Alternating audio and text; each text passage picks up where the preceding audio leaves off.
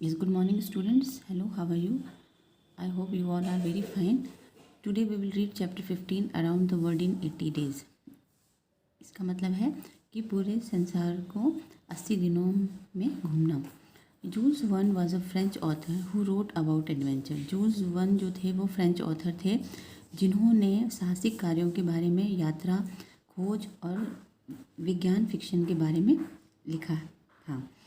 His books were very popular and made him rich and famous. और जो उनकी जो किताबें थी वह बहुत ही लोकप्रिय थी जिससे वे काफ़ी समृद्ध और प्रसिद्ध हो गए थे। इन 1873 he wrote an exciting book called around the world in 80 days. और 1873 में उन्होंने एक रोमांचक पुस्तक लिखी जिसका नाम था around the world in 80 days. This book describe the adventures of a gentleman called Philip Fogg. ये किताब में एक सज्जन व्यक्ति फिलिक्स फॉग का वर्णन, उसके साहसिक कार्यों का वर्णन किया गया है। Who set off on a journey around the world because he made a bat that he could do it in 80 days. और इसमें उसकी 80 दिनों की पूरे संसार की यात्रा का वर्णन किया गया है क्योंकि उसने ये शर्त लगाई थी कि वह पूरे संसार को 80 दिनों में घूम करके आ जाएगा। तो इस चैप्टर में हम मिस्टर फिलिस फॉग की इस यात्रा का वर्णन करेंगे। Mister Phileas Fogg was an English gentleman who lived by himself in Savile Row in London. Mister जो फिलिक्स फॉग थे वो इंग्लिश जेंटलमैन यानी इंग्लिश सज्जन व्यक्ति थे जो कि एक सेल्वी रो इन लंदन में रहते थे। He was not married and seem to have no relatives. वे शादीशुदा नहीं थे, अनमैरिड थे और उनके कोई भी रिश्तेदार नहीं थे। Though he did not hold a regular job he seem to be a कोएट्रेज। हालांकि उनका कोई नियमित व्यवसाय नहीं था यानी नियमित नौकरी नहीं थी, फिर भी वह अमीर दिखते थे।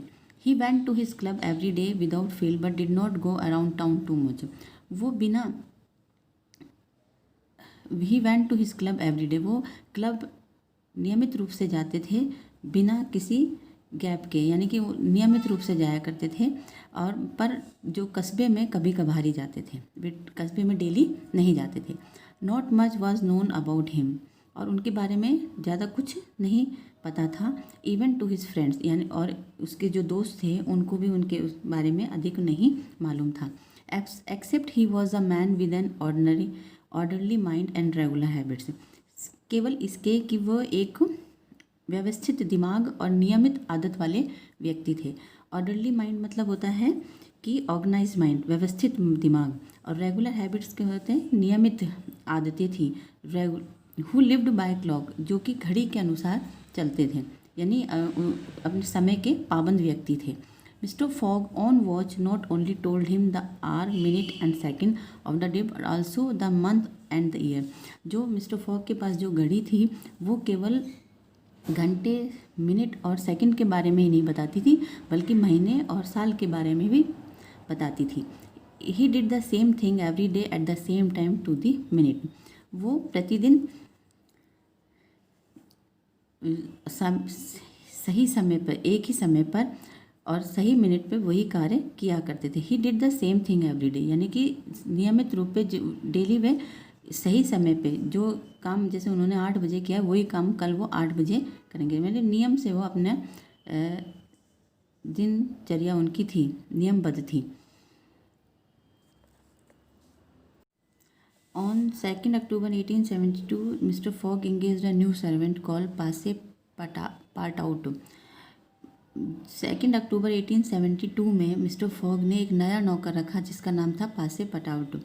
He had fired his previous servant because he had brought in shaving water that was 2 degree colder than it should have been। और उन्होंने अपना जो पुराना नौकर था, फायर्ड मतलब है यहाँ पे डिसमिस्ड कर देना, यानी कि नौकरी से उन्होंने अपने पुराने सर्वेंट को नौकरी से निकाल दिया था क्योंकि वह उनकी दाढ़ी बनाने का जो पानी था वो 2 डिग्री ठंडा पानी लेकर के आ गया था, इस वजह से उन्होंने उसको नौकरी से निकाल दिया था। पासे पटाउट वॉज अ टॉकेटिव फ्रेंचमैन। जो पासे पटाटू नाम का जो सर्वेंट था वो बातूनी, टॉकेटिव मतलब होता है बातूनी ए फ्रेंचमैन था, यानी फ्रेंच व्यक्ति था वो, who had held a number of different job before he came to Mister Fogg, और मिस्टर फॉग के पास आने से पहले वो कई नौकरियां कर चुका था। Yes, Mister Fogg left for his club as usual at 11:30 AM after telling Passepartout what his duties were. Mister Fogg अपने क्लब के लिए हमेशा की तरह 11:30 बजे चले गए और पासे पटाटो को उसका कार्य बता करके। Passepartout left alone in the house. अब मिस्टर फॉग के जाने के बाद जो पासे पटाटो था वो अकेला घर में रह गया। फिर उसने जिस जगह पर वो जो उसकी नई जगह थी, डोमेन का मतलब है यहाँ पे new, left alone in the house and wandered around looking at this new domain. Domain का मतलब है उसकी नई जगह पर। जब वो अकेला रह गया तो उसने पूरे घर को घूम करके, वॉन्डर्ड मतलब सारे घर में वो घूमा और उसको घूम करके उसने देखा। He saw that everything was laid out neat and tidy manner. उसने देखा कि सभी जो चीज़ें हैं वो अपने स्थान पर साफ़ सुथरी तरह से, बिल्कुल नीट एंड टाइडी, साफ़ सुथरी तरह से रखी गई हैं, सही व्यवस्थित रूप से। Mister Fogg clothes and shoes were numbered to show that what day and month of the year they were to be worn. और मिस्टर जो फॉग के जो कपड़े थे और जो जूते थे उनके ऊपर नंबर लिखा हुआ था कि किस दिन और कौन से महीने को वो मंथ ऑफ द ईयर उसको पहना था उन्होंने। Above the clock in the servants room Passepartout found a programme of daily routine of the house. और अबव द क्लॉक यानी जो घड़ी के ऊपर उन्होंने, जो नौकरों का जो कमरा था वहाँ पे जो घड़ी के ऊपर उन्होंने पासे पटाटू ने अपने दैनिक दिनचर्या का कार्यक्रम प्राप्त किया। Reading the programme he learn that Fogg rose at exactly 8 in the morning each day. जो मिस्टर फॉग थे उसमें ये चीज़ बताई जा रही है कि जो पासे पटाटू ने जब उस घर में वो घूम रहा था तो उसने देखा कि सभी चीज़ें अपनी व्यवस्थित जगह पर रखी हुई थी, और यहाँ तक कि जो वो मिस्टर फॉग जो कपड़े पहनते थे और जो जूते वो पहनते थे उस पर भी उन्होंने उसको कौन से दिन और कौन से महीने में पहना था ये भी उन पर नंबर डला हुआ था, उस पर लिखा हुआ था। और फिर जो पासे पटाटू का जो कमरा था, जो सर्वेंट रूम था, उसके ऊपर घड़ी के ऊपर उसने उनके डेली रूटीन, जो उनके दैनिक दिनचर्या का जो कार्यक्रम था उसके ऊपर उन्होंने पूरा वो लिख दिया था। Reading the programme he learn that Fogg rose exactly 8 in the morning each day. जब उसने वो सारा कार्यक्रम पढ़ा तो उसको पता चला कि जो मिस्टर फॉग हैं वो 8 बजे डेली सुबह उठ जाते हैं। And had his tea and toast at 23 minutes past 8।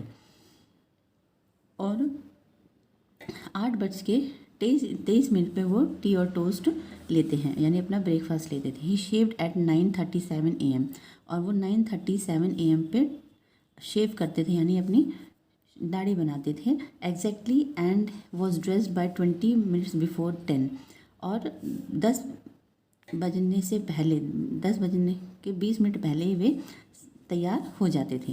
Everything that was be done was regulated and foreseen from 11:30 till midnight। और वे जो भी कार्य करते थे वो नियमित रूप से करते थे, और रात के 11:30 बजे वे वापस लौट करके आते थे। When the mathematical gentleman retired.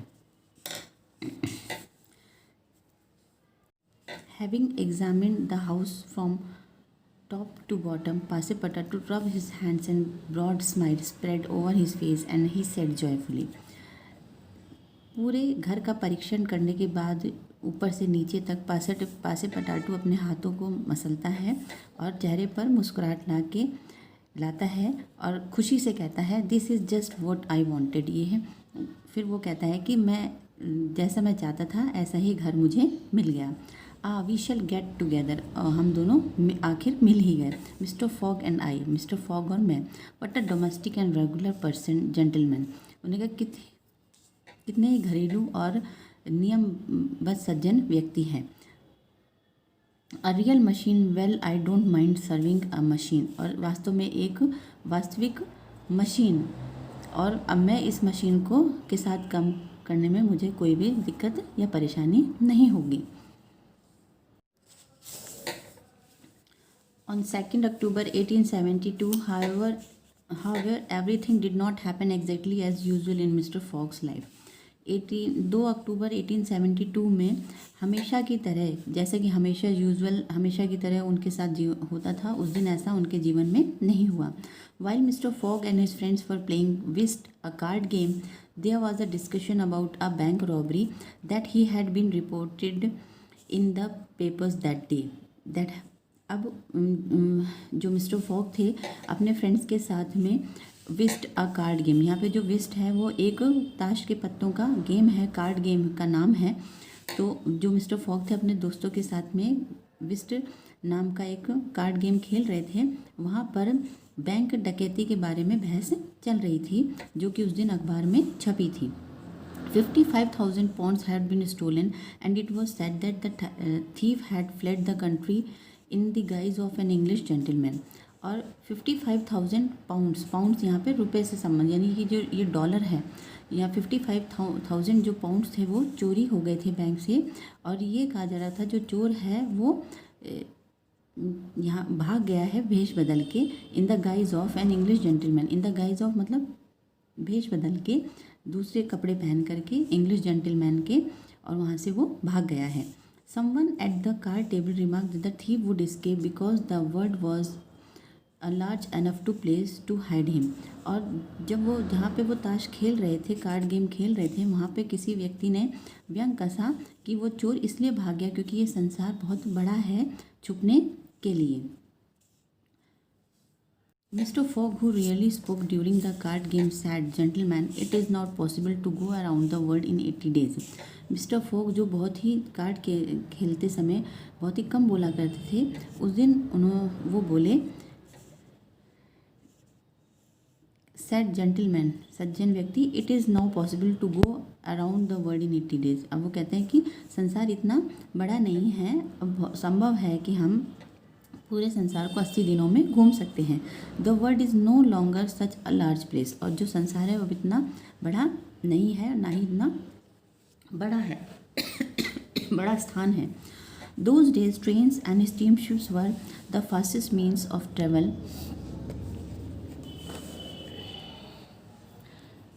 and many parts of the world were still unexplored and unknown.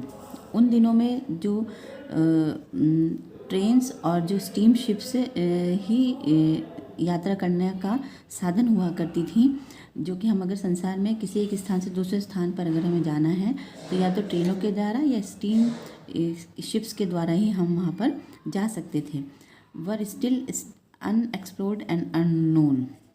So one of the members, a gentleman called Stuart, was quite spectacled. और जो उनमें से जो एक व्यक्ति था जो कि थोड़ा डाउटफुल था, स्पेक्टिकल मतलब होता है डाउटफुल मीन्स संदेह करने वाला व्यक्ति, वो बोला, but another member of the club John Sullivan sad that this is true gentleman. यानी कि उनमें जो एक व्यक्ति था, सज्जन व्यक्ति था स्टुअर्ट, उसको थोड़ा सा मिस्टर फॉग थे, उन्होंने ये बात कही थी कि अब संसार इतना बड़ा नहीं रहा, तो उसकी इस बात पर थोड़ा सा डाउट हुआ. पर जो दूसरा व्यक्ति था उस क्लब में, जॉन सुलिवन, उसने कहा कि ये सही है, 80 दिनों में हम इस संसार की यात्रा कर सकते हैं, in 80 days. Now that the section between Rothal and Allahabad on the Great Indian Peninsular Railway had been opened and he produced a time table printed the Daily Telegraph. और उसने कहा कि ये 80 दिनों का पूरा जो टाइम टेबल इसमें दिया हुआ है, पूरी ये सारणी दी थी, पूरा शेड्यूल बताया हुआ था, तो उसने वो शेड्यूल उसमें से निकाला अपनी जेब में से और दिखाया कि इस तरीके से हम 80 डेज में पूरे संसार की यात्रा को कर सकते हैं.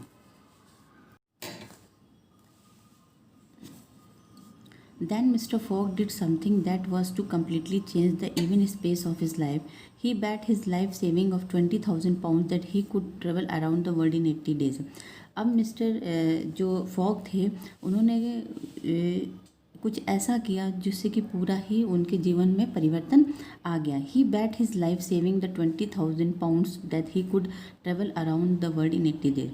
फिर उन्होंने अपने दोस्तों के बीच में शर्त लगाई कि वो 20,000 पाउंड्स की, कि जो उनके पूरे जीवन की पूंजी थी, उन्होंने जितनी भी अपने पूरे जीवन में जो बचत करी थी, 20,000 पाउंड जो उनके पास थे, उन्होंने शर्त लगाई कि वे 80 दिनों में पूरी यात्रा करके कंप्लीट कर लेंगे। It was exactly 8:45 PM on Wednesday. जब उन्होंने ये बात कही थी उस दिन 8:45 समय था शाम का, और बुधवार का दिन था। 2 अक्टूबर 1872 को उन्होंने ये शर्त लगाई थी। Mister fog declared that he would be back on Saturday 21 December 8:45 PM। और मिस्टर फॉग ने यह घोषणा करी कि वो सैटरडे 21 दिसंबर को 8:45 PM पे वापस लौट करके आ जाएंगे, और all his money would be theirs. और अगर वे नहीं लौटे तो ये सारा जो उन्होंने जो शर्त लगाई थी 20,000 पाउंड्स की, वो सारा पैसा उनके दोस्तों का हो जाएगा। यानी कि वो 8:45 PM पे उन्होंने ये बात रखी थी और 1872 को, और उन्होंने ये कहा था कि 21 दिसंबर 8:45 PM पे वो उस दिन सैटरडे को वापस आ जाएंगे, और अगर नहीं आए तो वो शर्त हार जाएंगे और सारा पैसा उनके दोस्तों का हो जाएगा। Passepartout was surprised when his master got home long before midnight, which was the time given in the daily program. अब पासेपटाटू को बड़ा आश्चर्य हुआ, क्योंकि जो जिस उनके जो उसका जो कार्यक्रम था, उस कार्यक्रम में जो मिस्टर फॉग का लौटने का समय हुआ करता था, वो आधी रात का समय दिया हुआ था। पर उस दिन जो मिस्टर फॉग हैं वो जल्दी ही घर लौट आते हैं, तो पासेपटाटू बड़ा ही आश्चर्यचकित हो जाता है कि वो अपने डेली प्रोग्राम जो उसमें दिया हुआ था उससे पहले कैसे आ गए। He was even more amazed to be told that they were leaving for French in less than 10 minutes and no time to pack.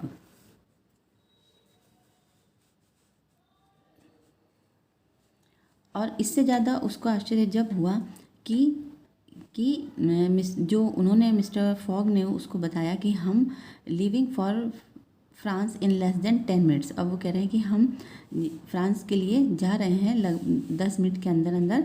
We have and no time to pack anything but a small bag and all money there was in the house.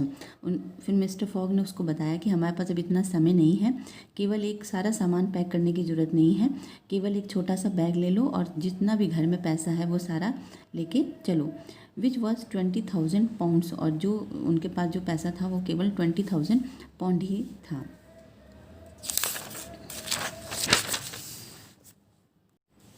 Mr. Phileas and Passepartout had many adventures in their journey around the world, though they did not stay anywhere for a very long. अब mister जो Philips fog थे और पासेपटाटू थे, उन्होंने अपने साहसिक कार्य उस यात्रा में किए, और उन्होंने अराउंड द वर्ल्ड दो they did not stay anywhere for very long. अब जहाँ पर भी वो गए तो अधिक दिनों तक तो वहाँ पर रुके नहीं, अधिक समय तक। Mister fog was interested only in time. Mister fog को केवल अपनी 80 दिनों की यात्रा पूरी करनी थी, इसलिए उनको समय का ही वो पर ही ध्यान दे रहे थे। It took him to travel from one place to another, कि वो बस केवल समय पर ध्यान दे रहे थे कि एक स्थान से दूसरे स्थान पर जाने में उनको कितना समय लगेगा। Not in the places themselves, ना कि उन्हें स्थानों के बारे में इंटरेस्ट था, रुचि थी। Passepartout was bitterly disappointed that he could not really see the place they were travelling through. अब जो पासेपटाटू था वो काफ़ी बुरी तरह से, बिटरली मीन्स बुरी तरह से निराश हो गया था, क्योंकि वो जिस जगह पर जा रहा था वहाँ पे वो पूरी तरह से वो नहीं ट्रेवल कर पा रहा था, यात्रा कर पा रहा था, यानी कि वहाँ पे वो उन चीज़ों को नहीं देख पा रहा था, घूम नहीं पा रहा था। However, he had to follow his master in his headlong rush and could not stop and look the exotic places that they visited. इसलिए जो पासेपटाटू था अपने मास्टर के साथ में, अपने मालिक के साथ में उसे जाना था, इसलिए वो वहाँ पे रुक नहीं सकता था। और एक्जॉटिक प्लेसेस मतलब होता है कि असाधारण और उत्साहित जगहों को, वो स्थानों को नहीं घूम पा रहा था। Mr. Fogg arrived at Bombay 2 days ahead of schedule on the ship Mongolia with Passepartout. अब जो मिस्टर फॉग थे वो बॉम्बे 2 दिन पहले ही अपने शेड्यूल के अनुसार पहले पहुंच गए थे on the ship Mongolia, ship के द्वारा मंगोलिया से, with Passepartout and Saint Francis Cromarty and army officer he met on the voyage. और जो पासेपटाटू और सर फ्रांसिस कॉर्मेट्री जो कि एक आर्मी ऑफिसर थे जो कि उनको उस शिप पे मिले थे। He immediately set off on the long rail journey across India to Calcutta. On the way the train stop abruptly at the Kholby, a small place 50 miles from Allahabad because the railway line had not built to Allahabad.